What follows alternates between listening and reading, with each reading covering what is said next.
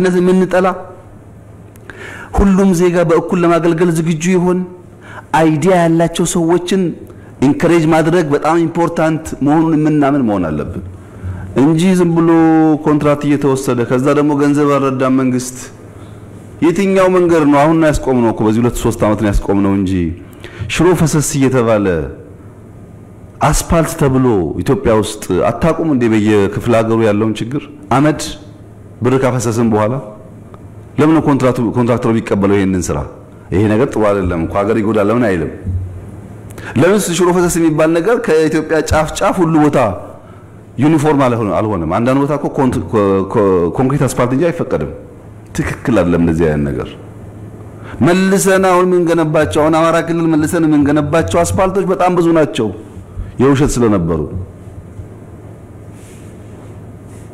እና ከተማና መሰረተ ልማት ትንሽ ሲሪየስ የሆነ ነገር ማየት ያስፈልጋል ሌብነቱ በጣም ሰፊ ነው ማጭበርበር ሰፊ ነው ኮኔክሽኑ ሰፊ ነው እንደ መንግስትም ያረጋቸዋል ባይዘ ሰዎቹ ቀላል አይደሉም ሚዲያ ያላቸው ሶሻል ሚዲያ ያላቸው ምናምን ነገሮች ናቸው እነዚህን አይ ቱ አይ ተጋፍጠን ማስተካከል ይኖርብናል አለበለዚያ በጣም አደገኛ ነገር ነው የሚፈጠረው እዛ አካባቢ እና ከተማና መሰረተ ልማት እነዚህን ጉዳዮች ደንቢያ ጥሩ ነው ሎላንድ ላይ የተነሳው ሪፖርት ከተቋሙ አፈጣጠር አንፃር በጣም ጥሩ ነው ነገር ግን በሚቀጥ 100 ቀን መስማት ምፈልገው ነው ኢትዮጵያ ውስጥ 10 የቆሙ ፕሮጀክቶች አሉ በገንዘብ ምክንያት ሁሉን አልቻልኩም ግን 3ቱን ስራ አስጀምሬያለሁ አንድ ከጀመሩት 3ቱ ስንት ስንዴ ተገኘ ስንት ሄክታር ለማ ስንት ኩንታል እኛ ኪስ ገባ በሚል ነው የሚለካው የጋምቤላው ለምሳሌ በደርግ ጊዜ የተሰራው ግድብ የሶማሌ በደርግ ጊዜ የተሰራው ግድብ እኔ ይገርመኛል ምን አይነት እያፈረስን የምንገነባ ህዝቦች እንደሆነ በደርግ ጊዜ ጋምቤላ የተገነባው ግድብ ከ30 አመት በላይ ጥቅም የለው ተገድቧል እኮ ውሃው ተይዟል ተጨማሪ ኢንቨስትመንቱ ከተያዘው ከተሰራው ስራ አንፃር ብዙ አይደለም ግን የለም ሶማሌ ክልል ተመልከቱ ደርግ የገነባው የለም እስካሁን እኛስ ለግድብ እናወራለን እና ሎላንድ ላይ እነዚህን ማስጀመር ከግብርና ጋር የጀመራችሁትን ስራ እኛም ኢንቨስት እያደረግን ቢሆን ምክንያቱም መውደሙ በራሱ መሬቱም ስራ ላይ ይዋል አይደለም እንደምታውቁት ዘካይ ደግሞ ስራ እያስፋፋን ብንሄድ ብዙ ችግር ስለሚቀርፍ መሬቱ በጣም ለም ስለሆነ በዛ እሳቤ ቢታይ ሁለተኛው ውሃ ለኢትዮጵያ የልማት በራችን ነው እያንዳንዷ ጠብታ ውሃ ከሌለ ግብርና የለም ውሃ ከሌለ ጤና የለም ውሃ ከሌለ ሰርቫይቭ ማድረግ አይቻልም ያ ምግቡ ዋናው ፓርት ውሃ ስለሆነ ምግብ ይባል በሙሉ ውሃ ነው ባለፈው አንስቼላችኋለሁ አንዳንድ ሀገራት በሺ የሚቆጠር በጣም ትናንሽ ለነዚህ ፐርፐዝ የሚውሉ ግድቦች አላቸው እኛ ተላልቁ ግድብ እየሰራን የምንቸገርበት ሳይሆን በጣም ትናንሽ ግድቦች እየሰራን ባለሀብቶች ግድብ ሰርተው ከዛም ይገኘውን እርሻ እንዴት አብረን እንደምንሰራ አዳዲስ እሳቢዎች እያመጣን በብዛት እነሱን ካደረግንና ውሃን ከተጠቀምን ለውጥ ልናመጣ እንችላለንና ሎላንድ በጣም ኢምፖርታንት ነው ግን የተለመደ ቢሮክራሲ ምናምን ሳይሆን በቁጥር 3 አስጀምሬያለሁ 10 ሄክታር አልምቻለሁ 3 ኩንታል አግኝቻለሁ በሚል አይነት ነገር መቀየር አለበት እንደዛ ካልሆነ ምን ፈልገውን ነገር አናመጣም አፋር ላይም ሰፊ ስራ መስራት ትችላላችሁ እንደተባለው ኩራዝ በጣም ሰፊ ስራ ሊሰራ ይችላል ከአዳማ ወደ አዋሽ ስትሄጂ ወደ አፋር ስትሄጂ በስተቀኝ በኩል መታራ አለ መታራ በጣም በሚደንቅ ሁኔታ ወደ 10000 ሄክታር የለማ መሬት ነው ያለው እዛ በረሃ ውስጥ ለም ገነት ነው የሚታየው ከመንገዱ ጥቂት ኪሎ ሜትር ገባ ብለሽ ደግሞ ፓልሞቹ አካባቢ ግድብ አለ የፈንታሌ ትንሽ ሄክታር ደግሞ ይለማሉ መሃል ላይ የተተወው ባዶ ቦታ በዚህ በቀኝ ጫፍ ያለውና በግራ ጫፍ ያለው ብናገናኝ ውሃ የተሻገረ ነው አይቻለው ግን ብናገናኝ የሚፈጥረው ኢምፓክት በጣም ከፍተኛ ነው አንደኛ በርሃን ገነት ማድረግ ነው መሬቱ ደግሞ በጣም ይገርም ነው ውሃ ብቻ የሚፈልገው አዋሽ አለ እዛ እንደዚህ አይነት ሰፋፊ ስራዎች ሊሰሩ የሚያስችል እድል ስላለ አንደኛ የግብርና ሚኒስትሩ እና ኢንጂነር አይሻ በኤርጎኖሚክስ ጥሩ ቢሮ ሰርታችኋል አይቻለሁ ቢሮዎቻችሁ ለውጥ አላቸው ግን እናንተኛ ምን ፈልገው ፒክአፕ ውስጥ ፊልድ ላይ ነው አትቀመጡ አዲስ አበባ ፊልድ ላይ ስትዞሩ ሀብታሙ ዑመርና አይሻ ፊልድ ላይ ስትዞሩ እናንተ በመገኘታችሁ ብቻ የሚፈታው ጉዳይ በጣም ብዙ ነው ውሃው ተኝቶ መሬት ተኝቶ በትናንሽ ቢሮክራሲ የሚበላሽ ጉዳይ ስላለ በእናንተ ፕሬዘንስ የሚፈታ ጉዳይ አለ ፒክአፓችሁን ያዙ ሂዱ በመቶ ቀኑና አይ ባለፈው የነበረው 10000 15000 ያስገብተናል በሉ ከናንተ የሚፈልገው እሱ ብቻ በነገራችን ላይ ይሄንን ስል በእነዚህ ሴክተር የተጀመረው ሪፎርም ውጤት እጅግ አመርቂ መሆኑን በከፍተኛ ደረጃ ኩራት የሚሰማኝ ኤሪያ ነው ነገር ግን ማጽናትና ማላቅ ካልቻልን ደግሞ ሚተረሙን ካላረምን ደግሞ አርሶ አደር ዘንድሮ ስንዴ ካረሰ በኋላ ገበያ እንኳን ቢያጣ በሚቀጥለው ከተው ምርት ብቻ ለሚሞተው መሬቱ ይሞታል ካናሉም ይደርቃል ሁሉ ይበላሻሻል ኮንቲኒቲ በጣም ኢምፖርታንት ነው ሴክተር ላይ ለዚህ ነው ሲሪየስሊ እንታዩት እንፈልገው ዲጂታል ኢኮኖሚ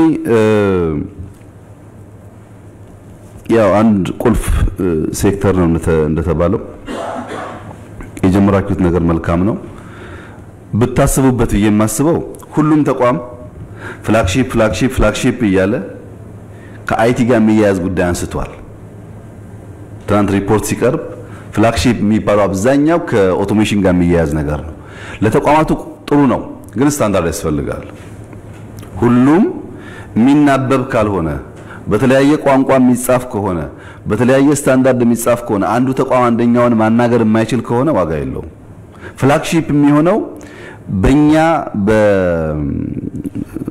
ባወጣነው ስትራቴጂ መሰረት ኢዝ ኦፍ ዱይንግ ቢዝነስን የሚያቀላጥፉና ለመሸጥም ለመግዛትም የሚያግዙ ቱሎች መሆን አለባቸው እንጂ ጀስት ላፕቶፕ አለ ኮምፒውተር አለ አፕሊኬሽን አለ ብቻውን በቂ አይደለም እና ፍላግሺፖቹን በደንብ ጠጋብላችሁ የሁሉንም ብታዩ ዲጂታላይዜሽን ለሁሉ ለምናነሳው ኢኮኖሚ ኢምፖርታንት መሆኑን በስትራቴጂው ተቀምጧል አፈጻጸሙ ላይም እንደዛ ቢታይ ምክንያቱም ቴክኖሎጂ ኢንፍራስትራክቸር ይፈልጋል ልክ እንደ መንገድ ልክ እንደ ቴሌ ኢንፍራስትራክቸር ቤዝ ኢንፍራስትራክቸር እሱ ላይ ነው ትምህርትን አቀላጥፋለሁ ምናምን እያለ የሚናገረው እሱ ላይ ነው ጤና ቨርቹዋሊ ያከማለሁ የሚለው እሱ ላይ ነው ገቢ በቨርቹዋሊ ሰበስባለሁ የሚለው ሁሉም እሱ ላይ ነው ኢንፍራስትራክቸሩ ከሌለ በየቦታው ዝም ብለን ቢጥሌ ብናስቀምጥ የማይሰናሰል ከሆነ ዋጋ የለውም በጣም ክሪቲካል ነገርና በኋላ ምን ይቸገርበት ስለሆነ ቢታሰብ ሌላው ቁሳዊና ሰዋዊ ህግ ነው ከቴክኖሎጂ አንፃር በጣም በርካታ ህጎች የሉንም የቁሳዊ ህግም ሰዋዊ ህግም የሚገባው ዲዩቲ ፍሪ ይደረግ ይባላል በስመ ቴክኖሎጂ የሚገባው ቃ ለማት የሚያፋጥን ነው ወይስ እኛን የሚመርጅ ነው ምናቀው ነገር የለም የሚመጣው ሁሉ ጠቃሚ ነገር ነው ወይ የሚመጣው ሁሉ አስፈላጊ ነገር ነው ወይ የቁስ ህግ አለን ወይ የሰባዊ ህግ አለን ወይ ከስተም እነዛ ህጎች ካሉ በቀላሉ የሚፈልገውና የማይፈልገውን እየለየ ሊያይ ይችላል አለበለዚያ ግን ዝም ብሎ በስመ ቴክኖሎጂ ሁሉም አሁን ይሄ በአንድ በኩል ድምጽ ማጉያ ነው ይሄን ሁላችንም እናውቃለን ተለማምደነዋል እዚህ ውስጥ ግን አንዲት ሲም ካርድ በማስቀመጥ ድምጽ ማጉያ ሆኖ ምን እንገለገልበት ብቻ ሳይሆን በርቀት ምን እንነጋገረው ነገር የሚያሳልፍ ሊሆን ይችላል ኢንፍራስትራክቸር ካልተገ በጣም ቀላል ነገር ነው ኢንፍራስትራክቸር ላይ ህግ ከሌለም በስተቀር ሊኖር ይችላል ህግ ካለስ እቺን ቃ ያመጣ ሰውዬ በዚህ ህግ ታመጣለ ስለሚባል እንደዛ አዲሽናል ነገር ካለ በከፍተኛ ደረጃ ስለሚያስጠይቅ ቢያንስ በሰው ደረጃ ጥንቃቄ ይደረጋል እኛም ስኪሉ ያደገ ሲሄድ እነዚህ ነገሮች ካውንተር ሰርቪላንስ እንሰራለን ማለት ነው ቴክኖሎጂ ሁሉ ጥቅም አይደለም ብዙ በሽታ በውስጡ አለበት ልክ እንደ እርዳታው ማለት ነው ይሄን ለማወቅ እና ለመከላከል እንድንችል ኢንፍራስትራክቸር በጣም አስፈላጊ ነው ህግ አስፈላጊ ነው ሌላው ታለንት ማውጣት ያው እንደምታውቁት አውሮፕላን የሚሞክሩ ሰዎች አሉ ሊሰሩ ድሮን መስራት የሚሞክሩ ሰዎች አሉ ኢትዮጵያ ውስጥ የማይሞክሩ ሰዎች በጣም ማግኘት ከባድ ነው እርሻ ላይ ብትሄዱ በየመንደሩ አርሶ አደር ሆኖ ፓምፕ ሰርቶ በጣም የሚሞከር ነገር አለ ግን እነሱን ኢንከሬጅ አድርጎ ወደ ማስ ፕሮዳክሽን ገብቶ ከነሱ ሰፈር ወጥቶ እንድንገለገልበት ተቋሞቻችን ስለማያግዙ ነው እንጂ ጭንቅላት ስለሌለ አይደለም። ብዙ የሚያስደምም ነገሮች ይሰራሉ። እነሱን ተቋማዊ በሆነ መንገድ እየደገፈን ብናወጣ በጣም ጥሩ ነው የሚሆነው። ይሄ እንዲያግዝኝ ታለንት ሃይስኩል ያ ባለፈው ማንስቻለሁ ደግሜ ነው ማነሳው። ከጀመር በጣም ረጅም ጊዜ ነው፣ እስካሁን አላለቀም። በጣም ብዙ ፕሮጀክቶች ተጀምረው ያልቃሉ።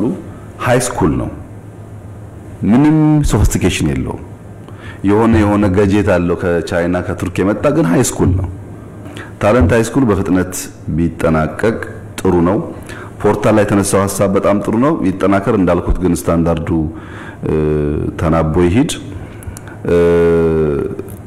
ሁለት ጉዳዮች ላይ ኮሜንት አድርጌ ልጨርስ። ዲጂታላይዜሽን አንደኛው ኢትዮጵያ በብዙ ነገር ተከታይ ናት። ሰሙዌር ይፈጠራል፣ እኛ እንከተላለን። በወጉ ሳንከተል ቴክኖሎጂ ያልፋል፣ በወጉ ሳንከተል ቴክኖሎጂ ያልፋል። አሁን መፍጠር ላይ ብቻ ሳይሆን ጥሩ ተከታይ ለመሆን የሚያስችል ግራውንድ መፍጠር አልቻልንም። ለምሳሌ የማህበራዊ ድረገጾች ተፈጥረዋል። በብዙ ዓለም ማህበራዊ ድረገጾች የገንዘብ ማግኛ መንገዶች ናቸው። ማስታወቂያ ይሰራባቸዋል፣ ትምህርት ይሰራባቸዋል፣ ብዙ ነገር ይሰራባቸዋል። እኛ ጋስ ብሔር እንትን ነው፣ እምነት እንትን ነው፣ እንሰዳደባለን፣ እንደባደብበታለን። ቴክኖሎጂውን ወደ ልማት ወደ ሀገር ግንባታ አልተጠቀምንበትም። ቢሾፍቱ ጋር የሚያያዘው የሐኪም አበበች የሚባሉ እናት ቦታ ይመስለኛል። ከዚህ ቀደም እሳቸው ነበራቸው፣ በኋላ ሜቴክ ገዛቸው። እኛ በኋላ አትሊስት ያ ነገር እንዳይወድም ቢቆያል። እኔ አሁን የምደግፈው የሀገር በቀል ዕውቀት ያላቸው ሰዎች፣ ሀገር በቀል ጥናት ያጠኑ ሰዎች በጣም ጥቂት ናቸው ኢትዮጵያ ውስጥ። መንግስት ካላጣው ቦታ እነሱ ጋር ተሻምቶ ከሚቀማቸው እየደገፍን ብናቆይ ነው የሚሻለን። ግድ የላቸውም። እነዚህ ሰዎች ጥቂት ናቸው፣ ይጠፋሉ። እኛ ደግሞ የምናየው መሬቱን ነው። 10 ሄክታር 20 ሄክታር ነው። ዕውቀቱም ስንት ቢሊዮን እንደሆነ አናስብም። እና ያኔም ከሜቴክና ቢሾፍቱ ጋር የነበረውን ነገር ረገብ እንዲያደርጉ የተፈለገበት ዋናው ምክንያት ከግለሰቦች መጥቀም መጉዳት ሳይሆን የሀገር ዕውቀት ነው፣ ኮግኒቲቭ ኖሌጅ ነው። ዝም ብሎ መውደም የለበትም። ሰዎቹ ከከለከልናቸው ይሄዳሉ፣ ምንም ምርጫ የላቸውም።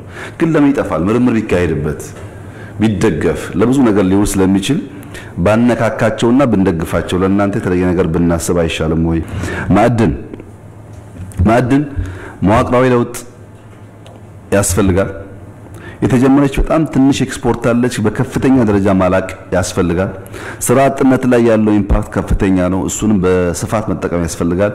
ቫልዩ ቼይንም ማገናኘት ያስፈልጋል። ዝም ብሎ ማምረት ብቻ ሳይሆን አንደኛ ለአንደኛ ኢንፑት ስለሆነ እንዴት ተሳስሮ የተሟላ ውጤት እንደሚያመጣ ማየት ያስፈልጋል። ከሁሉ በላይ ግን ማዕድንና ኢንዱስትሪ ሚኒስቴር በቅርበት እንድትሰሩ፣ በተለይ ኮንስትራክሽን ሴክተር ላይ ግብአት የሚሆኑና ሃውሲንግ ችግር አለብን፣ ኢንፍራስትራክቸር ችግር አለብን። እነሱን ሶልቭ የሚያደርጉ ስራዎች በጣም በከፍተኛ አቴንሽን ቢሰሩ እና ኢንዱስትሪና ማይኒንግን በከፍተኛ ትብብር ብትሰሯቸው አንዱ ለአንዱ ግብአት ስለሆነ በተለይ ግን ኮንስትራክሽን ሴክተር ላይ በተቻለ መጠን ኢምፖርት የምናደርጋቸውን ነገሮች ማስቀረት የሚችል ስራ ካልሰራን ኤክስፖርታችን ትንሽ ነው። የኢምፖርት ፍላጎቱን ከፍ የሚያደርገው ገና ነው። ኮንስትራክሽን ኢትዮጵያ ውስጥ ብዙ ዲማንድ ነው ያለው። እሱ ላይ ፎከስ ቢደረግ ጥሩ ነው። ኤክስፖርቱ እንደተጠበቀው ሆኖ ኢንዱስትሪ አማራጭ እናስፋ። አጓ ሁለት ነገር ነው። አሜሪካ ነገር አምርተን ሊወዳደር የሚችል ምርት ካለ መሸጥ እንችላለን፣ አልተከለከልንም። የተከለከልነው ቀረጥ ነፃ የሚባል ነገር ነው። ሌሎች ሀገሮች ደግሞ አልተርናቲቭ እናምጣ እያሉ ነው። እሱን እናስፋ። ለምሳሌ ፓኪስታንን ብንወስድ አሁን 80-90 ሚሊዮን ዶላር ኤክስፖርት እናደርጋለን። ማስፋት ትችላላችሁ ያሉን ነው። እድሉ አለ፣ እናስፋ። ብዙ የገበያ ምርጫ አለ። ብዙ ሀገራት እያደጉ ነው ያሉት።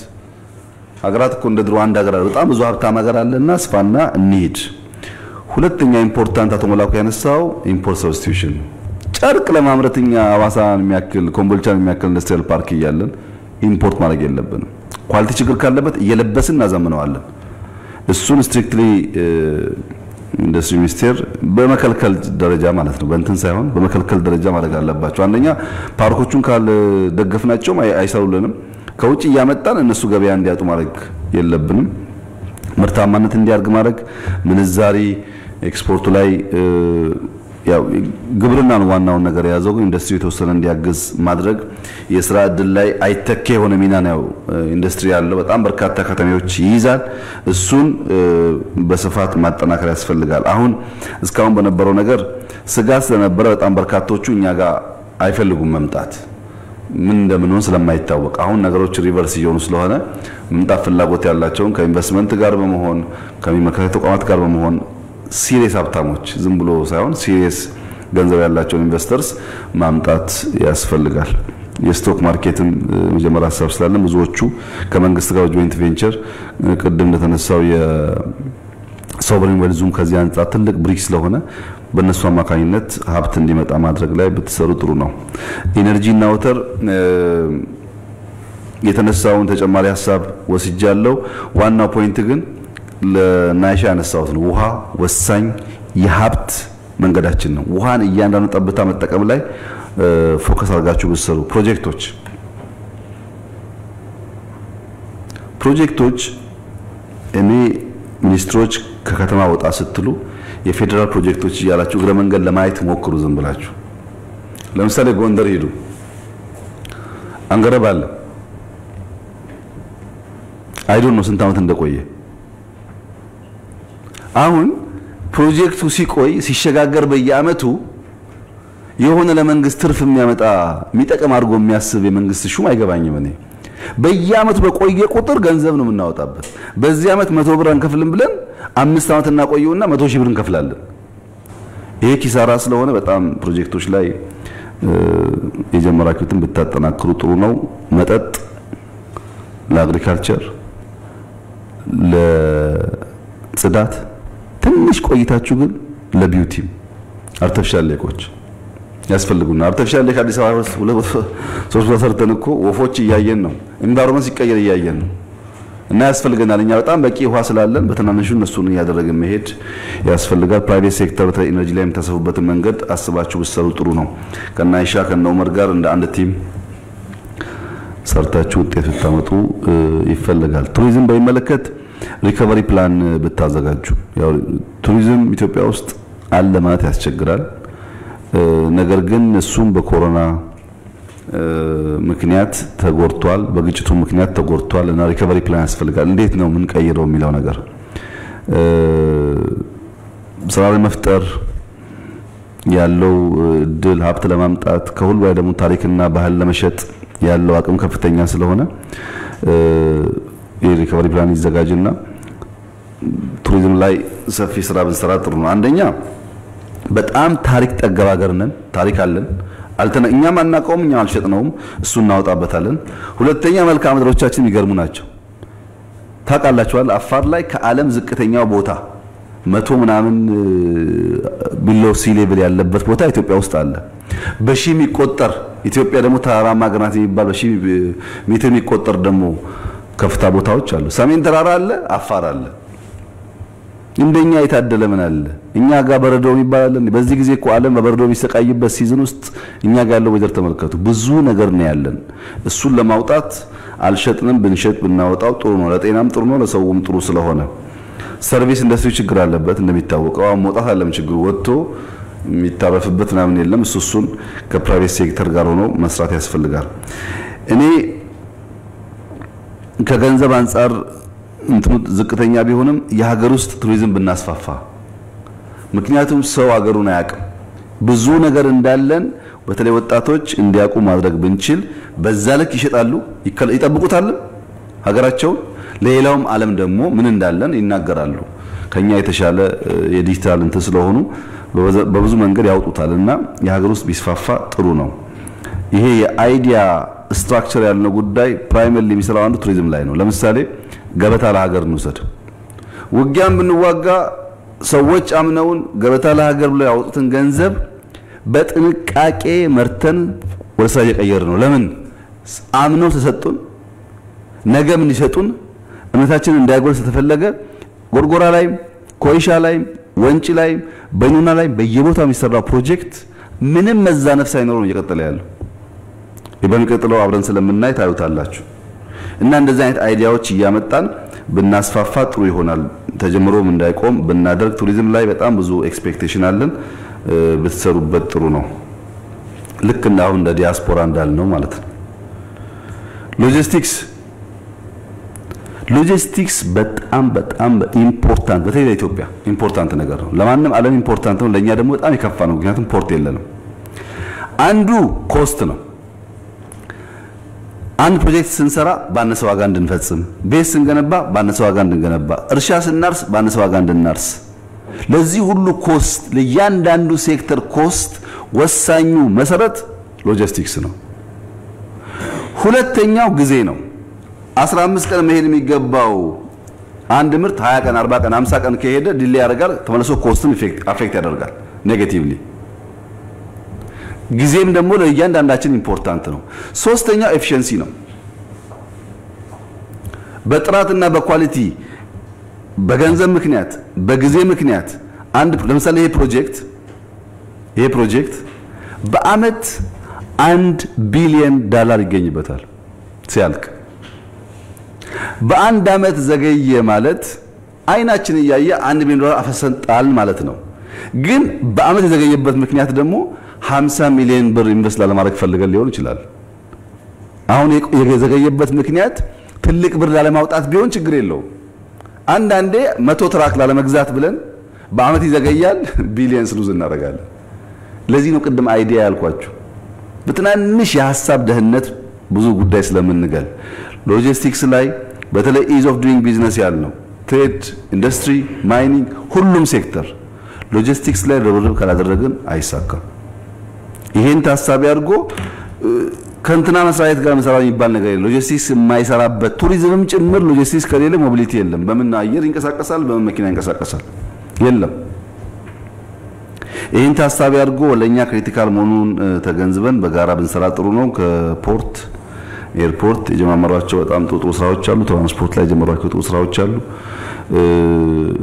እነሱም እንደግፍ ነዳግማይት በታስቀጥሉ በየማስበው እና ጀመራችሁ ተዋችሁት ነገር ይሄ ካር ፍሪ ዴይ ለከተሞች የተዋችሁት ነገር ከተሞች ሚስሩት ግን እናንተ ድጋፍ ያስፈልጋል ያው እንደምታውቁት አዲስ አበባ ላይ ከአስፋልት በላይ ወክዌይ የሰራ ነው ህዝቡ ምን ያክል ነው የሚገነዘብ አላውቅም በስፋት ወክዌይ የሰራ ነው አብዛኛው ህዝባችን እግረኛ ስለሆነ ነው አስፋልት እንሰራለን ጥቂቶች ብቻ ይሄዱበታል ዋናውን ሰፍቶ ሊሰራ የሚገባው ወክዌይ ደግሞ የለም ወክዌይ ስለሌለ ሰው መኪና መንገድ ውስጥ ገብቶ ይሞታል ያ እንዳይሆን ብለ በጣም ሰፋፊ ወክዌይ የሰራ ነው ከተማ ውስጥ ታያላችሁ ተስፋ አደርጋለሁ ያን ወክዌይ ሚኒስትሮች ወካል አደረጉበት ታደለማን አንዳንድ ቀን መኪና ቆመን ወክ በማድረግ ህዝባችን ያን ነገር እንዲከተል ማድረግ አለብን በጣም ጥሩ ስራ ጀምራችሁ ነበር ማስ ስፖርት ወክ ማድረግ መንገድ መዝጋት ቸርቸር ጎዳና መዝጋት 6 ኪሎ መዝጋት እንትን ብቻ አይደለም ባይዘው ሄልዝ ብቻ አይደለም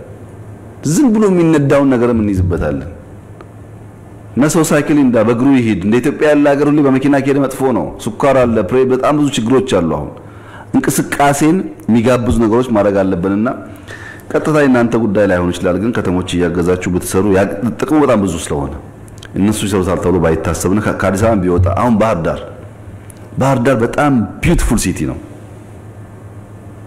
ግሪን ነው በጣም ነው የሚያምረው አንድ ቀን እሁድ ቀን ዘክተን በእግር ነው የምንሄድበት ብንልና ያ ባጃጅ ቢቀር በጣም ጠቃሚ ነገር ነው ለሰው ጤና ሰው ከተማውም ይታያል አሁን ከተማውን እንግዳ ሆኖ የሄደ ሰው ማየት አይችልም ምክንያቱም ባጃጁ ውርውር ስለሚል ያን ቢዩቲ ሳይ ነው የሚወጣው በየከተማው እንደዛ ብናደርግ ጠቃሚ ይመስለኛል ሞፌክ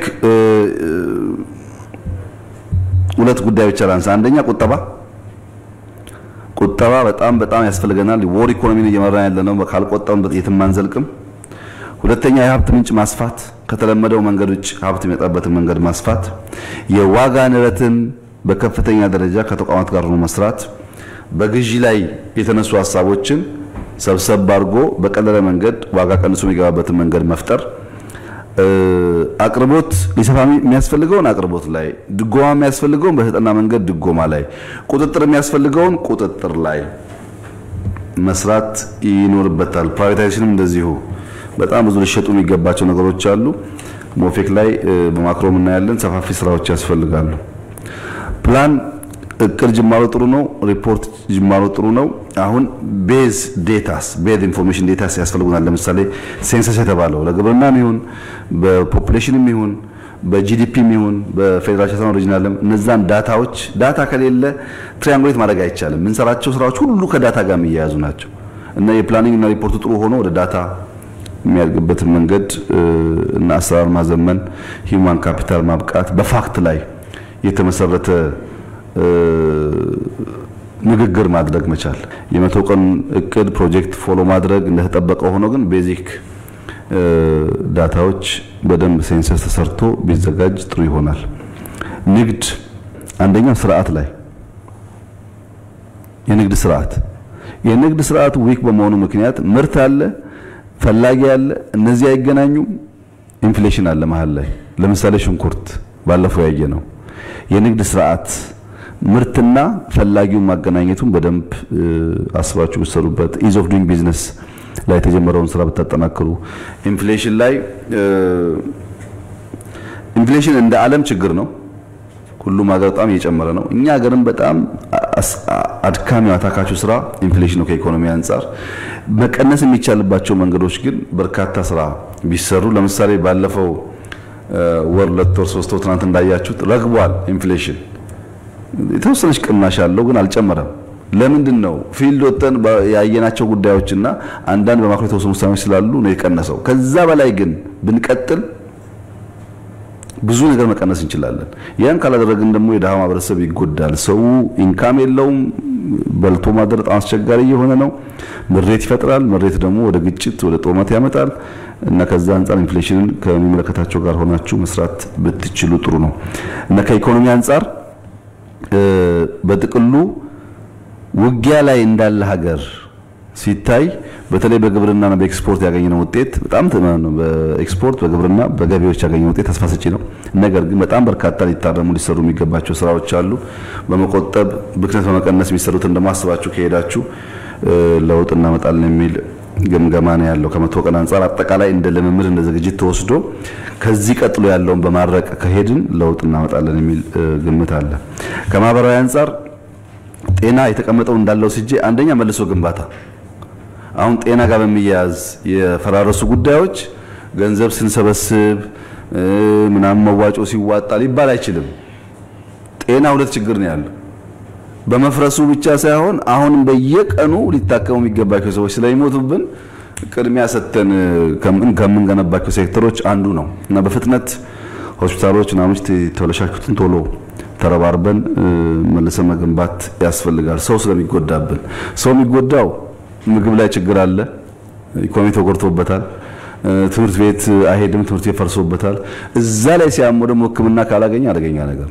እና ፈጥነን ከምንገነባው ኤሪያ አንዱ እሱ ቢሆን ጥሩ ነው ሁለተኛው ኳሊቲ ማለት ትምህርት ቤትም ልቅድም እንዳነሳው ማለት ነው ጤናም ቅድም እንዳነሳውት ነው አንድ ደንበኛ ሆስፒታል $1 ቢሊዮን አውጥተን ምን ገነባ ቢሆን እና በአመት 10000 ሰው 15000 ሰው የሚያክም ቢሆን ይሄ ሆስፒታል አሁን 10000 እና 15000 ሰው ኬንያ ዱባይ ባንኮክ እየላከን 5-10 ቢሊዮን እናወጣለን ሀብቱ እየወጣ ነው ያንን ሀብት ለምን ለማስቀረት እንደማንሰራ ብዙ ጊዜ ተብሏል የጀማመራችሁት ነገር አለ ቢጠናከር ሁለተኛው ተደራሽነት ላይ ስራ ያስፈልጋል አሁንም የህክምና አጠቃላይ ፍላጎታችን መከላከል እንዳንታመም ማከም ስንታመም በመከላከል ላይ ብቻ ነው ፖሊሲ አይሰራም ስንታመም ማከም ያስፈልጋል ሁለቱም ያቀናጀ ቢሆን ጥሩ ነው ትኩረት ቢሰጥበት ብዬ የማስበው አንደኛ ፋርማሲቲካል ነው ብዙ ነገር ልናመርት እንችላለን ኢንትረስት ያላቸው ኃይሎች አሉ በታብሌትም በቫክሲንም እነሱን በማምጣት በጆይንት ቬንቸርም በኢንቨስትመንትም ፋርማሲቲካል ላይ በሰራ በጣም ጠቃሚ ይሆናል ሁለተኛው ሆስፒታል ነው ሆስፒታል ሻል ያሉ ሆስፒታሎችን ደግፈን ካላመጣን አሁን የኛዎቹ አያድጉም ማደግ አይችሉም እንትን ሆነዋል የስታንዳርድ የተከፈታ ጥግ ሆነዋል ስማቸውን ከመጠራ በየነው ይጠራና ከፍ ያለው እሱ ራሱን ከፍ አድርጎ አስቦታል እንቆሃሻ ነው የተሻለ ካላመጣን በስተቀር ሊያድጉ አይችሉም ለነሱም ጠቃሚ ይሆናል ከኢንቨስትመንት አንፃር የመጨረሻው ቁጥጥር ነው የፕራይቬት ሆስፒታል የፕራይቬት ክሊኒክ ሴፍ ሄቨን ሆኗል። በቃ ሰው ቢሞትም ቢቆስልም ምናምንም ችግር የሌለበት እንደዛ የሚባል ነገር አይሰራም። በህግ ነው የሚሰራው። ልክ የትምህርት ኳሊቲ ኢምፖርታንት ነው መቆጣጠር እንዳልነው በጤናም አስፈላጊው ሰርቪስ እየተሰጠና ዜጎች የተገለገሉ መሆናቸው ማወቅ ያስፈልጋል። አንደኛ ፕራይስ ገንዘቡ ሚነካ አይደለም። የግል ሆስፒታል ገብቶ መውጣት 100,000 200,000 ዲማንድ የሚያደርግ ነው። በዛ ልክ ነው የሰርቪሱ እርግጠኛ አይደለም። በሙያ መታየት አለበት። ሁለተኛ የማዳን ሬታቸው መጠናት አለበት። ሰው ገብቶ ብር ከፍሎ ማይድን ከሆነ ዋጋ የለውምና ኢንቨስት ማድረጋቸው ጥሩ ነው፣ መደገፍ አለባቸው። ግን ዜጎቻችንን የሚያድኑ መሆን አለባቸው። ቁጥጥር ያስፈልጋል። ሰደን ሱፐርቪዥን ያስፈልጋል። ቁጥጥር ያስፈልጋል። የሙያተኞቹን ብቃት ያስፈልጋል። ኤቲክስ መለካት ያስፈልጋል። እንደዛ ካልሆነ የሕክምና ሴክተር የጥፋት ሴክተር ነው የሚሆነውና ትንሽ እዛ አካባቢ ስራ ቢሰራ ጥሩ ነው። ትምህርት ሁለት ነገር፣ አንደኛ ፍጥነት፣ ጥራት። ትናንት እንዳነሳው በፍጥነት ሃይስኩሎች ማስፋት አለብን። ሃይስኩል የሚባል ውስን ስለሆነ ትክክል ነው። ጥራት ደግሞ ያስፈልጋል። ጥራቱን ግን አንተ ባሰብከው ሳይሆን የምፈልገው እኔ ለምሳሌ አሶሳ ላይ አንድ ቦርዲንግ ስኩል ካሰብክ የአሶሳ ዩኒቨርሲቲ መምህራን የሚያስተምሩበትና ከዩኒቨርሲቲው ጋር የሚያያዝበት ሰምዌር ደግሞ ነቀምት ደግሞ ከሆነ ነቀምት ያለው ዩኒቨርሲቲ የሚያስተባብርበት ጎንደር ከሆነ እንደዛ አድርገን የመምህራን እጥረትን ቮለንቲር ሰዎች ካሉ በዛ መንገድ ብንሰራ ጥሩ ነው። ፍኖተ ካርታው ላይ በደንብ ትኩረት ቢሰጥ። ዩኒቨርሲቲዎች ሁለት ነገር ይደረግ። አንደኛ ዩኒቨርሲቲ ማስፋት የሚባል ነገር ኮምፕሊትሊ ይቆም። ብዙ ጥያቄ ያላቸው ሰዎች አሉ። አንሰራም። ኮንዶሚኒየም መጠፍጠፍ አንፈልግም። የተሰሩትን በደንብ አድርገን ዩኒቨርሲቲ እናርጋቸው። ሁለተኛ ዩኒቨርሲቲዎች አንዱ የሚጠብቀው ነገር የሆነ አሰራር ካላመጣን በስተቀር እንዳልከው ነው የዞን እንትን ነውና ፕራዮሪቲ የሚያወጣለት የዞን ኃላፊው ነው። እዚሽ ጋር ላይብራሪ ስራልኝ ይለዋል፣ በዛም በዚህም ላይብራሪ ይጀምራል። እዚሽ ጋር ስታዲየም ስራልኝ ይለዋል፣ ስታዲየም ይጀምራል። ዩኒቨርሲቲ አይደለም። እሱን ነገር ለመቀየር የሚያስችል አሰራር አንዱ በየማስበው ኦቶኖመስ ማድረግ ነው። በጣም ጥሩ የሚሆነው አዲስ አበባ ዩኒቨርሲቲ፣ ጅማ ዩኒቨርሲቲ፣ ባህር ዳር ዩኒቨርሲቲ፣ መቀሌ ዩኒቨርሲቲ እነዚህ ዋና ዋናዎቹ ኦቶኖመስ ቢሆኑ እና ቢወዳደሩ ገበያ ውስጥ እኛ ያለን ሪሶርስ ደግሞ ትናንሾቹ ላይ ብናተኩር በጣም ጥሩ ይሆናል። እነሱ መላቀቅ አይፈልጉም ቢኮዝ ቢሊየንስ እኮ ነው የሚቀበሉት። እሱን እያዩ አፍጥነን ብንሰራ ጥሩ ነው። ቋንቋ በሚመለከት የቋንቋ ችግር አለ። የቋንቋ ችግር ያለው ግን ፕሮፌሰር እንግሊዝኛ ብቻ አይደለም፣ አማርኛም ችግር አለ፣ በጣም ኦሮምኛም ችግር አለ። እና አሁን ያለው ጄኔሬሽን አማርኛን በትክክል ደብዳቤ ጽፎ ማንበብ የማይችል ትውልድ ይዘን እንግሊዘኛ አይናገርም ነው እኛ የምንገመገመው። ግን አይደለም። እስቲ አማርኛ ሃይስኩል ሄድና አማርኛ ፊክሽን የሚያነብሰው አጥና። ምን አይነት አማርኛ ነው ያለው? አሁን ደክሞኛል፣ አይ ኒድ ሬስት። አማርኛም አይደለም እንግሊዘኛም አይደለም። ይሄን ያለው ሃይስኩል ውስጥ አሁን ይሄ ቴክኖሎጂ ቋንቋ ሁሉንም ያበላሽ ያለው። አማርኛ መጻፍና ማንበብ በጣም ብዙ ሰው አይችልም። እንደምናስበው አይመስላችሁ፣ ብዙ ሰው አይችልም። በኦሮምኛም ችግር አለ፣ በሌላም ቋንቋ እንደዚህ ችግር አለና ቋንቋ በሚመለከት ዓለም ያመጣው በሽታ እንደተጠበቀ ሆኖ እኛም ለቋንቋ የምንሰጠው ቫልዩ ዝቅተኛ ስለሆነ ችግር አለ። ድሮ የኛ አማርኛ መምህራን እንደምታስታውሱት አንዱ አሳይመንት ፊክሽን ማንበብ ነው። አንብበህ አምጣ፣ ሰመሪ ጻፍ፣ ተናገርና ይባላል። እኔ አሁን አንባቢ ሰው ማየት በጣም ችግር ነው። ሰው አጫጭር ነገር ነው የሚፈልገው ላፍ ላፍ አድርጎ ለመሄድ እንጂ ሲሪየስ ነገር ማንበብ አይችልም። ሲሪየስ ነገር ደግሞ ካላነበበ ትልቅ ነገር ኮምፕሬንድ ማድረግ አይችልም። ፊክሽን እኮ እኛ የምናነበው ዛሬ አንበብ ዛሬ አትጨርስም። ሳምንት ሁለት ሳምንት አሰናስለህ ማሰብ እንድትችል ነው። እና ክሪቲካል ቲንከርስ የሉም። ቅድም ያልኩት አንዱ በጣም አጭራጭር ነገር ሱፐርፊሻል ስለሆነ አብዛኛው ነገር ቢታሰብበት። ከእንግሊዝኛ፣ ፈረንሳይኛ፣ አረብኛ አንፃር ግን የኔ ሪኮመንዴሽን ሰከንድ ጄኔሬሽን የኢትዮጵያ ዲያስፖራ አሜሪካ ልጆቻቸው ክረምት መታችሁ አስተምሩ ቢባሉ በእርግጠኝነት በደስታ ደግሞ ያውቃሉ ቮለንተሪዝም ምን እንደሆነ። ለነሱ ቋንቋ ቋንቋቸው ነው። በቀላሉ በአንድ ወር በሁለት ወር እድሜ ማቻናቸው ቋንቋውንም ያውቁታል። በቀላል መንገድ አስተምረው ሄደውም ቨርቹዋሊ ሰፖርት ያደርጓቸው ይችላሉ። ፈረንሳይኛ፣ አረብኛ በዛ መንገድ ብንሄድ ነው የሚሻለን። ይሄ ከፕሮፌሰሮች ዶክተሮች የምታስበው እሱ አይሰራም አርገናል እኔ ራሴ የሳይንስ ሚኒስቴር ያለው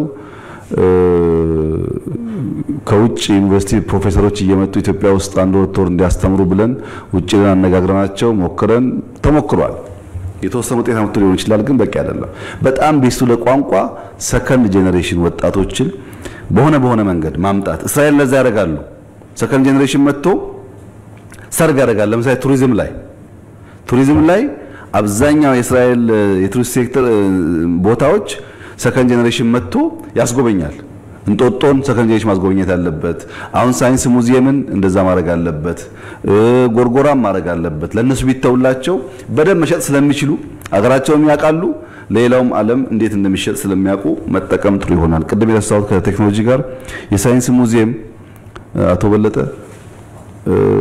እኛ እንግዲህ ሁሉ ጊዜ ስንሰራ ከእንትና አንደኛ ስለምንል ቋንቋውን አልፈልግም በጣም ግን ሲግኒፊካንት የሆነ ቼንጅ የሚያመጣ ተቋም የተገነባ ነው ከሸራተን በላይ ያለው በጣም ትልቅ በጣም ኢምፕሬሲቭ ነገር ምክንያቱም የሳይንስ ሙዚየሙ በትውልድ ላይ የሚያመጣው ኢምፓክት ከፍተኛ ነው እና ልክ ሲያልቅ ስለምናሰክባችሁ ተዘጋጁ እናንተ እንዴት ነው የምትጠቀሙበት ትልቅ ቦታ ነው ሳይንስ ይያለን ልንሰራ ፈልገን ያልተሳካነው ጉዳይ ነው ያንን ነገር እንትወዙ እናንተ ስለሆናችሁ እንዴት አድርጋችሁ ፊውቸር ሳይንስን ላይብራሪው ታሪክ ያስተምራል ፊውቸር ሳይንስን እንዴት ነው ተሳዩ በታዩበትና ከትምህርት ሚኒስቴር ጋር በሰሩት ነው የሚሆነው ባህል ሁለት ሶስት ጉዳይ ብቻ አንደኛ ባህል በራሱ የማደግ የመታወቅ የመጠበቅ መብት አለው ባህል ስለሆነ ኢንዱስትሪያል ፓርክ ምናምን ይባላል ባህል ስለሆነ ብቻ የመጠበቅ መብት አለው የመታወቅ መብት አለው ብዙ ያልተሸጡ ጉዳዮች አሉ ይሸጡ ሲባል ከራይትም አንፃር ቢታይ ስፖርት ቅድም እንዳነሳውት ነው አብዛኛው ማስ ስፖርትና ቀለል ያሉ ስፖርቶች ብዙ ወጪ የለባቸው ላይ ፎከስ ቢደረግ ወክወይን ጨምሮ ባይክ ስታዲየም ያው ኒሜጃ ይቻላል እርሶም አይተዋል የተጀመረውን ብናፋጥን ጥሩ ነው ግን ዝም ብሎ ደግሞ የሚጋነኑ ነገሮች አሉ እዚህ ጋር ጀምረን ትተናል ለእንደሱኛ ሌክዠሪ ሀብት የለንም አሁን ሌክዠሪ ሀብት የለንም በተቆጠበ መንገድ ስፖርቱንና ባህሉን የሚያሳድግ ስራ ብንሰራ ጥሩ ነው ከደህንነትና ለዋላዊነት አንፃር ሶስተኛው ፓርት ፍትህ ባለፈው እንዳነሳውት ፍትህም ርትዕም ፍትህ ብቻ መፈረድ ብቻ ሳይሆን ነገር ርትዕን የሚያረጋግጥ መሆኑን በደንብ ማየት ያስፈልጋል አሁንም የግል ቂምና የኢንስቲትዩሽናል ስራ ይለያያል የፍትህ ተቋሞቻችን በገንዘብ ካልተደለሉ በግል ቂም ይደለላሉ አንድ ዳኛ በደም የሚያስብ ከሆነ አንድ ዳኛ በውቂያ የሚያስብ ከሆነ ገንዘብ ቢቀበልም ባይቀበልም ኮራፕትድ ነው የእንትናን ኬዝ እንትና ያዘው የሚባልበት ዋናው ምክንያት ፋውንዴሽኑ መሰረቱ ፍትህ አይደለም ይሄ ነገር በፍርድ ቤት በአቃቢ በፖሊስ በመናምን ሰፊ ስራ ይፈልጋል ገና ነው እኛ ስለ ፍትህ ልናወራ ወርቱፋር በብዙ ፋክት በብዙ ማስረጃ ልከራከራችሁ ይችላሉ ስለ ፍትህ ልናወራ እንችላለን ለምሳሌ የትግራይ ተወላጆች ተብለው እዚ በተለያየ ጉዳይ የሚጠረጠሩ በጥቆማ የሚታሰሩ ሰዎች 70 80 75 አመት ሱካር ፕሬሸር ያለበት ሰው ወስዶ እዛ ማጎር ለኢትዮጵያ ከመቆርቆርና ኢትዮጵያ ላይ ችግር እንዳይመጣ ከመፈለግ አይደለም ሌብነት ነው ሀብታም ሀንት ያደረጉ ማለት ነው ይሄ አይጠቅምም ለኛ እንደዚህ አይነት አሰራር ጥቅም የለውም ራሴ ተበድያለሁ እያለ ያላዘነ የሚውል ህዝብ በጣም በተጋነነ መንገድ በደል ይፈጽም ከሆነ ቪሸስ ሰርክል ነው አንወጣም ከዚህ ጉዳይ ውስጥ አለ ይሄ ፍትህ ስርዓት ውስጥ በርካታ ሰዎች ካላግባብ ይታሰራሉ አይጠቅምም ይሄንን ነገር አንዳንዴ ፖሊሱ ያደርገዋል አንዳንዴ አቃቢ ያደርገዋል አንዳንዴ ፍርድ ቤት ያደርገዋል ዘሆል ፍትህ ስርዓቱ ግን እንትን ነው ወይ ብር ይቀበላል ወይ ደም ያታለዋል ወይ እምነት ያታለዋል ምንም ከፍትህ ጋር የተጋባ አይደለም እሱን ሲሪየስሊ ብናይና ብንሰራ ጥሩ ይመስለኛል የግል ቂሞችም ይበዛሉ ዳኛ ሰውየውን ማየት የለበትም ኬዝ ነው ማየት ያለበት ስለ ሰውየው ያለውን ነገር ያሰበ ከፈረደ አቃቢ ስለ ሰውየው ያለውን ጥላቻና ፍቅር ያሰበ ከሄደ ፍትህ ሊረጋገጥ አይችልም እነዚህ ጉዳዮች ሲሪየስሊ ቢሰሩበት ጥሩ ነው። አሁን ደረቅ ወንጀል ይስፋፋል። እንደዚህ አይነት አጋጣሚዎች ለወንጀል በጣም በርከፋች ናቸው። ዘረፋ፣ ሰው መድፈር፣ በጣም ብዙ ጋጠወጥ ነገሮች ይበዛሉ። እነዚህ ነገሮች ቅድም የምለው ስርዓት ኮንሺየስሊ ፍትህን ለማምጣት ካልሄደ በስተቀር ምን ያደርጋል? ህዳሴ ቢሰራ ባይሰራ ሰው በየቦታው የሚገደል ከሆነ ዋጋ የለውም።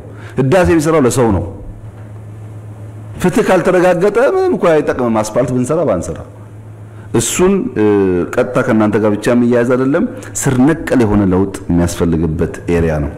እስረኛ አያያዝን በሚመለከት ኦፍ ኮርስ ከለውጥ በፊት የነበረውን እስረኛ አያያዝ ችግር አሁን ልናወራ አንችልም። በእርግጠኝነት ሰው አንገርፍም።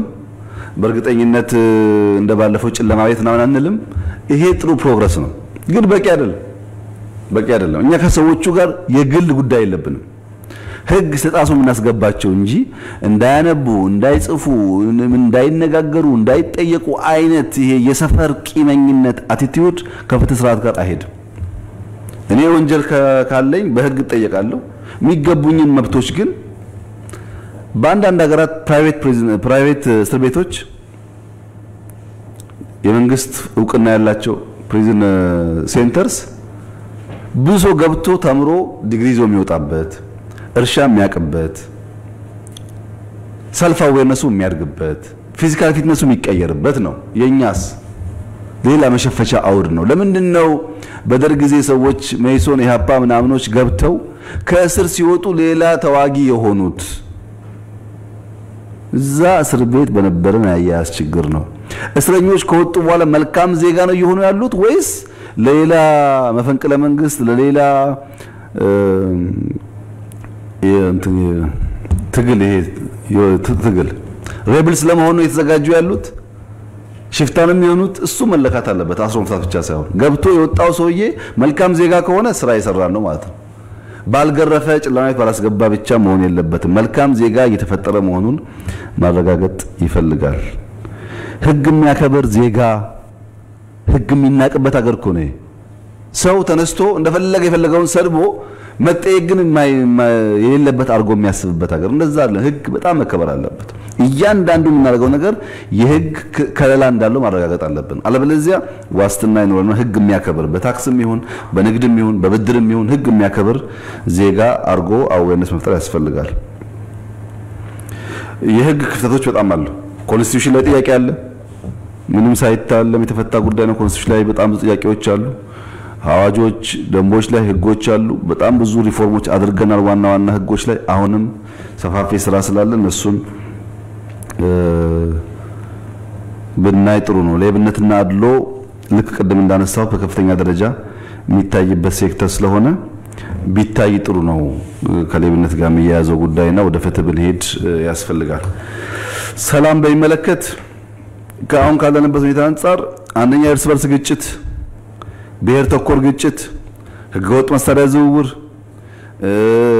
አይነት ከወንጀል ጋር የሚያያዙ ጉዳዮች ስለሚሰፉ ከወዲሁ አስቀድመን ፕሮአክቲቭሊ አቅደን መስራት ይፈልጋል። ህገወጥነትን ለመቀነስ ኦፍ ኮርስ ከፍትህ ተቋማት ጋር በትብብር የሚሰሩ በርካታ ስራዎች አሉ።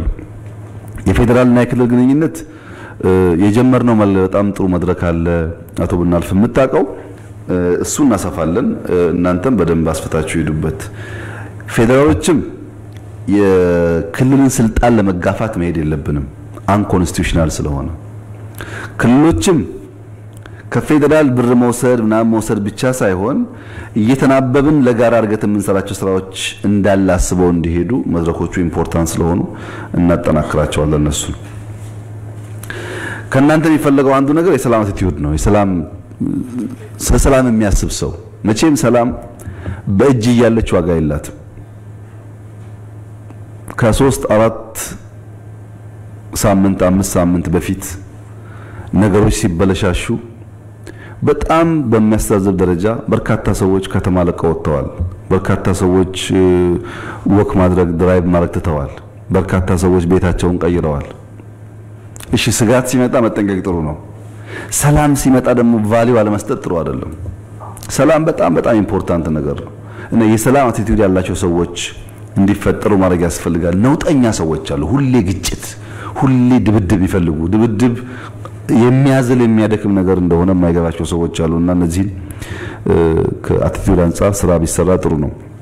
የናሽናል ዲያሎጉን በሚመለከት ካቢኔው እንደሚያውቀው የኢትዮጵያ ህገ መንግስት ለተቋማት ለየትኛውም ተቋም ሹመት ኢዘር መስጠት ኦር ለፓርላማ ማቅረብ የሰጠው ጠቅላይ ሚኒስትሩ ነው። ለምሳሌ የምርጫ ቦርድ ሰብሳቢ የዲሞክራሲ ተቋም ቢሆንም እንኳን ጠቅላይ ሚኒስትሩ ባይሾም መርጦ ለፓርላማ ያቀርብና ፓርላማ ያጸድቃል።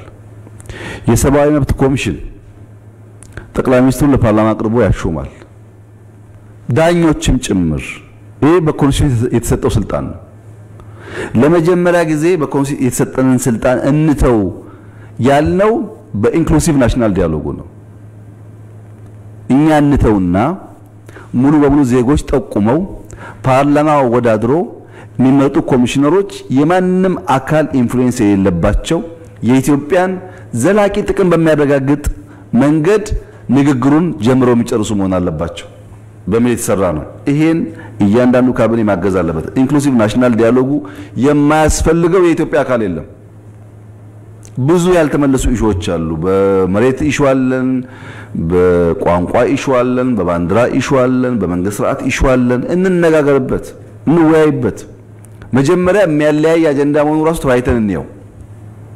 ይሄን በጣም በቅንነት ብንፈታ ለልጆቻችን ጥሩ ሀገር እንሰራለን። ካልፈታን ግን ቀጣይነት ያለው ችግር ስለሚሆን ይሄን ሰላም ሚኒስቴር ከሚመለከታቸው ጋር በጣም በትብብር ቢሰራ ጥሩ ነው። ውጭ ጉዳይ መነገር ያለበትን በሪፖርቱ ተነስቷል። አቶ ደመቀን በደንብ ነው ያነሳው። እንደ አጠቃላይ አካሄዳችን ማለዘብና ማስገንዘብ ነው። ሮንግሊ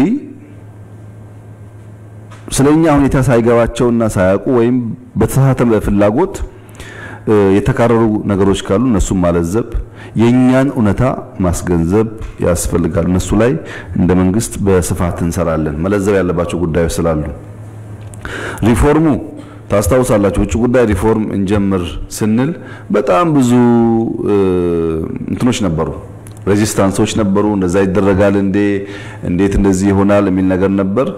በቃ በዚች 5-6 ወር እጅግ ያሳካ ነው የሚባል ሪፎርም ካለ የመከላከያ ሪፎርም፣ የደህንነት ሪፎርም እና የውጭ ጉዳይ ሪፎርም አካባቢ ጀመርናቸው ጉዳዮች ናቸው።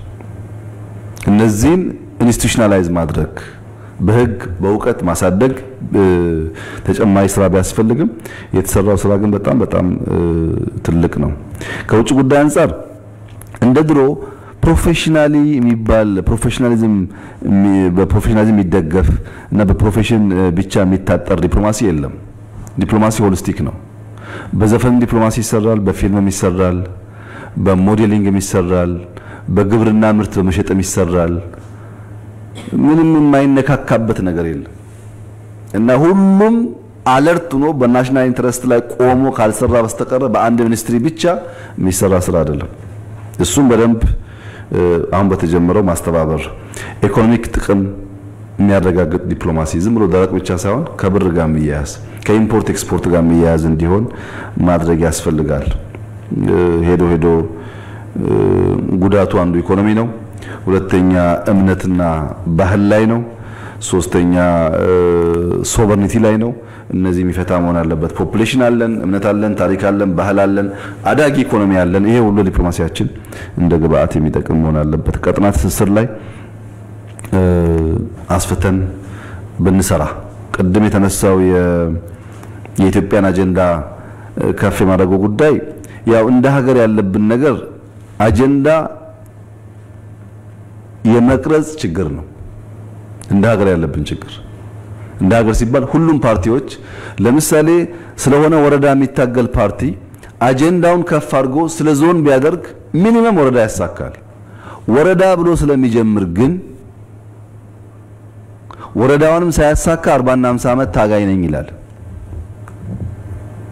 ለዛ ነው አጀንዳ ከፍ ማድረግ ያስፈልጋል። ሁሉ ጊዜ በትልቁ አጀንዳ ውስጥ ሚኒመም ፍላጎቶቻችን ይመለሳሉ እንጂ ትልቅ አጀንዳ መያዝ የሚያጠፋ አይደለም። ያሁንም ትግል እንደዛ ነው። ብዙዎች ያገዙን አጀንዳው ከፍ ስላለ ነው፣ ጠቃሚ ነበር። በሌሎችም ጉዳዮች መለመድ ያለበት ነው። ከውጭ ጉዳይ አንፃር የዲያስፖራው ጥሩ ነገር ሆኖ መጣታቸው የተደረገላቸው አቀባበልም ጥሩ ሆኖ ግን ከዲያስፖራ ጋር ቢሰራበት ብዬ የማስበው ዲያስፖራ ኢትዮጵያ ስለመጣ ብር ስለሰጠ ምናምን አይደለም መለካት ያለበት። የኛ ዲያስፖራ ቢደራጅ ለጋራ ጥቅሙ አብሮ ቢቆም ባለበት ሀገር ምን ያክል ኢንፍሉዌንሻል ኢንቲቲ እንደሚሆን መገመት በጣም ቀላል። እንዲደራጅና ጥቅሞቹን እንዲያስጠብቅ ብናደርገው በዛ የሚገኘው ትርፍ የበለጠ ይሆናል። ሁለተኛ ሬሚታንስ በሚመለከት ያው እንደምታውቁት በዚህ ጊዜ ነው ማንም ኢትዮጵያዊ ካለው በህጋዊ መንገድ ገንዘብ መላክ ያለበትና ማገዝ ያለበት። በዛ ልክ አይደለም እንደምታዩት ሬሚታንስ ዝቅተኛ ነው። ኢንስቲትዩሽናላይዝ ብናደርግና ግን ራሳቸውን የሚጠቅሙበት ኢንቨስት የሚያደርጉበት ወደ ስቶክ ማርኬት የሚገቡበት ላይፋቸው የሚቀየርበት መንገድ ብንከተል ለነሱ ይጠቅማል። ሞራላቸው አገር መውደዳቸው ምናምን በጣም ጥሩ ሆኖ ግን ያ ተቋማዊ ካልሆነ ሰቀል ይበተናል። አሁን ይሞቅና በሆነ ጊዜ ደግሞ ይጠፋል። እንደዛ እንዳይሆን ውጭ ጉዳይ በቅርበት ቢሰራ ጥሩ ነው። ከመከላከያ አንፃር ተጀምሯል ሪፎርሙ። ኢትዮጵያ ትልቅ ሀገር ናት። ኢትዮጵያ ነፃ ሀገር ናት። ነፃነቷን ሜንቴን ማድረግ የሚችል ትልቅነቷን የሚመጥን ተቋም ያስፈልገናል። ያንን ተቋም ለመገንባት የተጀመረው ስራ ተጠናክሮ መቀጠል አለበት። ለመዋጋት አይደለም፣ ውጊያ ለማስቀረት ዲታል ለማድረግ ሰፊ ቁጥር ፕሮፌሽናሊ የተሻለ ብቃት ያለው በአፍሪካ ደረጃ ሊያወዳድር የሚችል ማዕረግ የለበሰ በሀገር ውስጥ ብቻ ማሰብ የለብንም። ከፍ ያለ ሆኖ በአፍሪካ ስመጥርና የማድረግ አቅም ያላቸው ፖቴንሻል ትሬትን ሁለት ሶስት እንዲያስብ የሚያደርጉ አክቹዋል ትሬትን ደግሞ የሚቀለብሱ የሚከላከሉ ተቋም ሆኖ እንዲገነባ ማድረግ ያስፈልጋል። ፕሮፌሽናሊዝም በጣም ኢምፖርታንት ነው። መከላከያ ላይ ብዙ ፍላጎቶች አሉ። መከላከያ ኢትዮጵያዊ ተቋም መስሎ እንዲፈጠር በከፍተኛ ጥንቃቄ ልንሰራ ይገባል። ሁሉንም ብሔር ያቀፈ ሁሉንም አካባቢ የሚመስል እኛ እንኳን ባንኖር የሚመጣው የሆነ መንግስት የነሱ አርሚ የሚለው ከሆነ መልሰን የቲፒኤልኤፍን ስህተት እንደግማለን። አትሊስት ከተበላሸ ነገር በእኛ ዘመን ከተበላሸ ነገር መማር ካልቻል እኛ ሰዎች አይደለም። አላስፈላጊ ኪሳራ ነው፣ ጥቅም የለውም። የፈለገ ስብስብ መከላከያ ውስጥ ብቻውን ቢጠነክር የሆነ ጊዜ ውጊያ ውስጥ ይገባና ሰው ያልቃል፣ ጥቅም የለውም። እኩል አድርገን ከፈጠርነው ግን ውጊያ የሚያስቀር ኢትዮጵያን የሚከላከል ይሆናልና በዛ ሂሳብ ቢጠናከር ጥሩ ነው። የሌሎቹ ጉዳዮች በሚቀጥለው ሳምንታት ሰፋፊ ስራዎች ከመከላከያ ጋር ስለሚሰሩ በዛ ብናያቸው ይሻላል። ወር ኢኮኖሚ ነው ባለፈው አንስቼላችኋለሁ። ቁጠባ ያስፈልጋል። ህዝቡን ማሳወቅ ያስፈልጋል። እኛ ያለፍንበት ጣጣ ብዙ ሀገራትን ኮላፕስ እንዲያደርጉ ያደርጋቸዋል። ከፍተኛ ነው ኢኮኖሚክ ጫናው፣ እንደቀላል እንዳታዩት። ወጪ ያለ ገቢ የለም። በጣም ዘርፈ ብዙ ነው የሚወጣበት መንገድ፣ የሚገባው ነገር ደግሞ አነስተኛ ነው። አሁን በዚህ በ5 ወር ገቢዎች ያስገባው አጠቃላይ ገቢ ለመከላከያ ያልነው ገቢ ብቻ ማለት ነው። ደሞዝ አይጨምርም፣ ፕሮጀክት አይጨምርም፣ ምናምን አይጨምርም። ስለዚህ ሚኒስትሮች የወር ኢኮኖሚ ነው፣ ቁጠባ ይፈልጋል፣ በተለየ መንገድ ሀብት ማፍራት ይጠይቃል ብለን ካልመራን በስተቀር ችግር ያጋጥመናል። ፕራይቬት ሴክተርን በጣም መጠቀም ያስፈልጋል። ፕራዮሪቲ ማውጣት ያስፈልጋል። የሚቀር ፕሮጀክት ካለ መተው ነው። ለጊዜው የማያስፈልግ ነገር ካለ መተው፣ በኋላ እንመጣበታለን። ሞስት ኢምፖርታንትሊ ሌብነትን ማጥፋት ነው። ሌብነት ካለ ዋጋ የለውም የምንሰራው ስራ። ሌብነት ደግሞ በጣም ራምፓንት ነው እዚህ ሀገር በጣም በሚያስጠላ ነገርና እሱን አግሬሲቭሊ ብንሰራበት ጥሩ ይመስለኛል። በጥቅሉ ባለፉት 5-6 ወራት አንደኛው ምን አሳካን ነው፣ እንደ ሀገር ምን አሳካን? ያሳካነው ፈተናን መቋቋም የሚችል ሀገር መሆኑ፣ ኢኮኖሚው ፈተናን ተቋቁሞ ኮላፕስ ሳያደርግ እንደው ቢንገዳገድም የሚቆም መሆኑ፣ ሉዓላዊነት በፈለገው መንገድ ኮምፕሮማይዝ የማይደረግ ነገር መሆኑና ነፃ ሀገር ሆነን የምንቀጥል መሆናችንን፣ ዓለም አቀፍ ጫና አሳማኝ ጉዳይ ይዞ እስካልመጣ ድረስ ሸብረክ የማያደርገን መሆኑን ነው እንደ ድል የምንወስደው። ባለመድረክም ይሁን ኢትዮጵያን እናፈርሳለን በተነሳው ኃይልም ይሁን ኢኮኖሚያቸው ኮላፕስ ያደርግ ይንበረከካሉ በተባለውም ይሁን በእነዚህ ጉዳዮች ወድቀን ዋና ፍላጎቶቻችንን እማንተው መሆናችን አሳክተናል። ይሄ ስኬት ግን ቅድም እንዳልኩት ማጽናትና ማራቅ ይፈልጋል። ካላጸናነውና ካላለቅን በስተቀር ወደ ኋላ የመመለስ ቻንሱ በጣም ሰፊ ስለሚሆን ምን ገጠመን እንደ ሀገር ካላችሁ አንደኛው ጦርነት ነው። ጦርነት አውዳሚ ነው። አውዳሚ ሰውም ንብረትም ሞራልም ውስጥ የሚገል ነገር ነው። ሁለተኛው ጣልቃ ገብነት ነው። ሀገራት እርስ በርስ እንዋጋ ስንነካካ በውስጥ ጉዳያችን ገብተው የመወሰን ፍላጎታቸውን በስፋት ያየንበት ነው። ሶስተኛ ኢኮኖሚክ ጫና ነው ከውስጥም ከውጭም። አራተኛው ኢንጀስቲስ ነው። ፍትህ ኢትዮጵያ ውስጥ ብቻ ሳይሆን ለዓለምም ችግር መሆን አይተናል። ለምሳሌ የሀገራት ስም ማንሳት አልፈልግም፣ ግን እኛው አካባቢ ያሉ ሀገራት ምርጫ አታካሂዱ፣ ምርጫ በዚህ ጊዜ አካሂዱ ተብለው ተነግሯቸው የቆዩ ሀገራት ሜስ ውስጥ ነው ያሉ። ትራንዚሽናቸው ወደፊት ይሄድ ወደ ኋላ አይታወቅም። እኛ ግን ምርጫ ማድረግ አለብን፣ በህዝብ ድምጽ ብቻ ነው የሚቀጥለው ያልነው አቋማችን ምን ያክል ትክክል እንደሆነ ቀኝና ግራ ወዳጆቻችንን ስታዩ ይገባቸዋል። ይሄ ኢንተርቬንሽን ኢንጀስቲስ የወለደውና ሜስ የመፍጠርና የማስቀጠል ፍላጎት እንደሆነ በጋድ ያየንበት ነው። እነዚህ ነገሮች የገጠሙን ነገሮች ብለን ብናያቸው ጥሩ ነው። ምን ተማርን ከባለፈው ጉዳይ ካላችሁ፣ አንደኛ የተማርነው ችግርን ወደ እድል መቀየር ነው። ኦፖርቹኒቲስ ከችግር ውስጥ ሊወለዱ እንደሚችሉ ነው አንዱ ያየነው። ተቋም የገነባ ነው። በጣም በርካታ ጉዳዮች ያየነው በችግር ውስጥ ሆነ። ሁለተኛ ኢትዮጵያ ከምንላት ላይ ትልቅ ሀገር ጠንካራ ሀገር እንደሆነች ይህ ሁሉ ጫና ተቋቁማ መቆም የምትችል ሀገር መሆኗን ማሰብ አይቻልም። ትልቅ ሀገር መሆኗን መልሰን እንድንማር አድርጎናል። ሶስተኛ የኢትዮጵያ ዋስ ጠበቃ ፕራይመሪሊ ኢትዮጵያውያን መሆናቸውን አረጋግጠናል።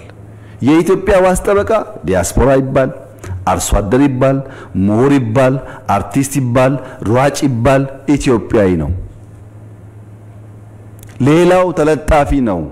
ዋናው የኢትዮጵያ ዋስ ጠበቃ ኢትዮጵያዊ ስለሆነ ኢትዮጵያዊን የሚያከብር፣ ኢትዮጵያዊን የሚያቅፍ፣ ኢትዮጵያዊን የሚያጎላ ስራ ብንሰራ በድሎት ብቻ ሳይሆን በችግር ጊዜም የምንሻገርበት አቅም እንደሚሆን ተምረናል። ሌላ ምን ተማር? የመደመር ጉልበት ኦሮሞ ብቻውን ምንም እንደሆነ፣ አማራ ብቻውን ምንም እንደሆነ፣ ወላይታ ሲዳማ ምናምን ጉራጌ ብቻውን ምንም እንደሆነ እንደ ኢትዮጵያዊ ስንቆም ግን ማንንም ቢተባበር ምንም ሊያደርገን እንደማይችል አይተንበታል። የተግባር ትምህርት ነው። ይሄን ትምህርት ማጽናት ያስፈልጋል። ይሄን ትምህርት ማላቅ ያስፈልጋል። ኢትዮጵያውያን በጋራ ስንቆም ብቻ ነው ሰርቫይቭ የምናደርገው። አዘርዋይስ ያለን የጠላት ልክ ያጠፋናል። አብረን መቆም ኢምፖርታንት ነው የሚለውን ተምረንበታል። ማስጠበቅ ማላቅ አለብን። ምንድነው ድል ያላችሁ እንደሆነ የሁሉ ጠላት ሲባል የራሱም ጥቅም ጠላት፣ ታገልኩት የሚለውም ህዝብ ጠላት፣ የሁሉም ጠላት በሁላችን ተሳትፎ የሁላችንን ድል አረጋግጠንበታል። ጠላቱ የኛ ብቻ አይደለም፣ የራሱም ጠላት ነው። የራሱን ፍላጎት፣ የራሱን እድሜ፣ የራሱን ጥቅም የሚቃረን ፍላጎቱን ፕሮፐርሊ ዲፋይን ማድረግ ያልቻለ ጠላት ነው። የሚታገለት ህዝብ ጭምር እንቅፋት የሆነ ጠላት ነው። የጋራ ጠላት ነው። በጋራ ቁመን የጋራ ድል አምጥተንበታል። ድል ካመጣን በኋላ ያለው ጉዳይ ምንድነው? ድል አስካሪ ነው። ድል አወናባጅ ነው። ድል ከጀግንነት ጋር የሚቃረን ባህሪ ያለው። ጀግና ደግ ነው፣ መሐሪ ነው፣ ይቅር ባይ ነው፣ አቃፊ ነው። አሸንፈናል ሚሊዮን ነገር ፈልገን የጀግናን ባህሪ ደግሞ ሳንላበስ ከቀረን አብሮ አይሄድም። ጀግና ስለሆን ምህረት እናረጋለን። ጀግና ስለሆን ይቅር እንላለን። ጀግና ስለሆን እንተዋለን። ለምን? ኢትዮጵያ መቀጠል ስላለባት። ለምን? የጠላቶቿ ፍላጎት መከናወን ስለሌለባቸው። ለምን? ጉዳዩ የግል ሳይሆን አገር የማጽናትና ማስቀጠል ስለሆነ ከግል ጋር ትስስር የለውም። እኛ እንደ ግለሰቦች መወሰን አንችልም። አንድ ቤተሰብ የሚመራ አባወራ አንድ ጉዳይ ሲወስን ልጆቹ ሚስቱን እንደሚያየው እኛ ደግሞ በእጃችን አገር አለ። አገር ማጽናት ማስቀጠል አለብን። ከማንፈልጋቸው ሰዎች ጋር መነጋገርም ቢሆን ለሀገር ጥቅም እስካለው ድረስ እናደርጋለን። ከግል ክብር ከግል ፍላጎት ጋር ትስስር የለውም። ለዚህ የጀግናን ባህሪ መላበስ ያስፈልጋል። በሁሉም ስራዎቻችን እንከኖች ነበሩ፣ ማረም አለብን። መልካም ስራዎች ነበሩ፣ ማጽናት አለብን። ይበልጥ ሊጠናከሩ የሚገባቸው ጉዳዮች አሉ፣ ማላቅ አለብን። ይሄንን ካደረግን የሚቀጥለው 6 ወር የበለጠ ስራ የምንሰራበት ውጤት የምናመጣበት የኢትዮጵያ ነጻነት ለኛም ሌሎችም ትምህርት የሚሰጥበት ጊዜ እንደሚሆን ተስፋ አለኝ። በቆይታችን የተማማርናቸው ጉዳዮች አሉ የቀረ ጉዳይ ካለ ወደፊት ሲበልጥ እያየን እንሄዳለን እናንተ በየተቋሞቻችሁ ግብረ መልስ ያስፈልጋል ምን ነበር እቅዳችን ላይ የነበረው ውጤት ምን እናርም ምን እናጽና ምን ደሞ እናልቅ ብላችሁ ከሚመለከታቸው ኃላፊዎች ጋር ተወያይታችሁ የሚቀጥለውን የመቶ ቀን እቅድ ከፕላን ጋር በመነጋገር ሪቫይዝ አድርጋችሁ የኢትዮጵያን ህዝብ ምናስተስተበት እኛም ደሞ እንደሰራ ሰው የምንረካበት ነገር ከፊታችን እንድናመጣ በተባበረ መንፈስ እንስራ ነገር ከግላችን ከጭንቅላታችን ከፍ አድርገን በሀገር ደረጃ ማየት እንጀምር በጋራ እንቁም ይሄንን ካደረግን ጥራቶቻችን እየወደቁ እኛ እየተነከር እነሱ እየተዳከሙ እኛ እየበረታን እንሄዳለን ይሄ ደሞ ይሆናል ኢትዮጵያ ነፃነቷም ይቀጥላል መጠናከሯም ይቀጥላል ማደጓም ይቀጥላል በየቦታ ያለው ኩርኮማም ይሰበሰባል ይህ በተሟላ መንገድ እንዲሳካ ግን መደመር ያስፈልጋል በጋራ መቆም ያስፈልጋል አብሮ መቆም ያስፈልጋል እሱን በማድረግ የሚሳካ ነገር ከፊታችን እንድናመጣ አደራ ማለት ፈልጋለሁ